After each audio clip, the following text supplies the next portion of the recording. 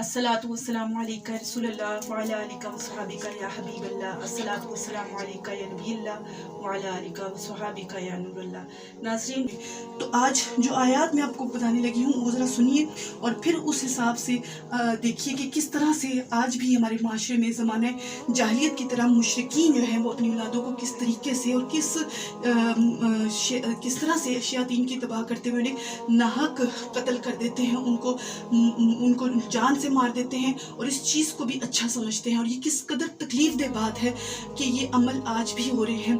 और शयातीन की तबाह में इंसान अपना जिस्म भी बेचता है, अपनी रूह को भी बेच देता है। और ये दज्जाली फितना, जब दज्जाली नेटवर्क, शैतानी कुव्वतें इतनी बढ़ती जा रही हैं कि अगर हम उनके बारे में बात ना करें, इन्हें रोकने की कोशिश ना करें, तो यकीन जाने हमारा माशरा तबाह व बर्बाद हो चुका हो। तो नाज़रीन, कुरान पाक में अल्लाह ताला फरमाता है, और यूं ही बहुत मुशरिकों की निगाह में इनके शरीकों ने औलाद का कत्ल भला कर दिखाया है। और यूं ही बहुत मुशरिकों की निगाह में इनके शरीकों ने औलाद का कत्ल भला कर दिखाया है कि इन्हें हलाक करे और इनका दीन इन पर मुश्तबह कर दे। और अल्लाह चाहता तो ऐसा ना करते, तो तुम इन्हें छोड़ दो, वो हैं और इनके इफ्तरा। सूरह नाम की आयत नंबर 137 है।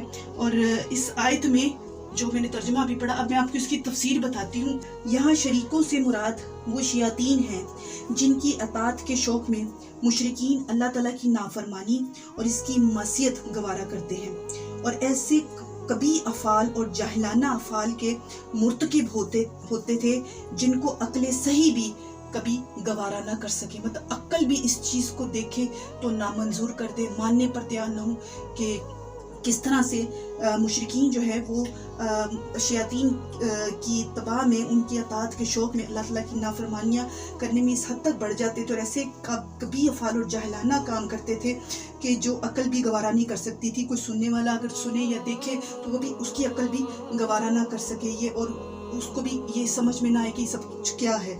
और जिनकी कबाहत में अदना समझ के आदमी को भी तरद्दुद ना हो। बुत परस्ती की शामत से वो ऐसे फसादे अक्ल में मुब्तला हुए, यानी बुत परस्ती की, जो बुतों की पूजा करने की शामत से वो ऐसे फसादे अक्ल में, ऐसा उनके अक्ल में फसाद पैदा हो गया कि हैवानों से बदतर हो गए। और औलाद जिसके अंदर हर जानदार को फितरतन मोहब्बत होती है, शयातीन की तबाह में इसका बेगुनाह खून करना उन्होंने गवारा किया और इसको अच्छा समझने लगे। हज़रत इब्न अब्बास रज़ियल्लाहु अन्हु ने फरमाया है कि ये लोग जो शयातीन की तबाह करते हैं, ये पहले हज़रत इस्माईल अलैहिस्सलाम के दीन पर थे, यानी प्यारे आका सल्लल्लाहु अलैहि वसल्लम के उम्मती की हैसियत मुसलमान ही थे।